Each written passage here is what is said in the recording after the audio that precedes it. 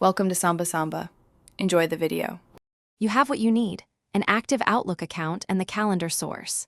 First, open Calendar View, make sure you are signed in and Outlook is up to date. Click Add Calendar and choose from Address Book to pull a coworker or room, or choose from File to import an IX you exported elsewhere.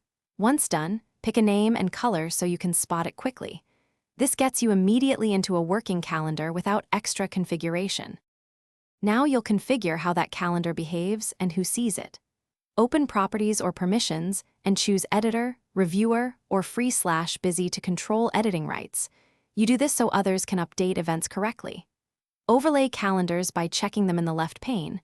Assign categories and colors to avoid schedule clashes. For department or event calendars, subscribe via Internet Calendar or add a room list from the finish by confirming the calendar appears everywhere: desktop, web, and mobile.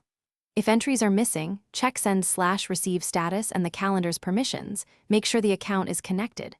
A common fix is clearing cached credentials, toggling cached exchange mode, or removing and re-adding the calendar or account. This forces a fresh sync. If problems persist, restart Outlook or run Repair Office. One quick troubleshooting tip: check folder permissions first. Incorrect permissions are often the root cause.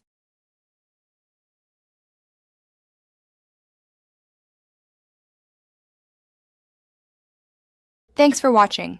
Consider subscribing if we helped you.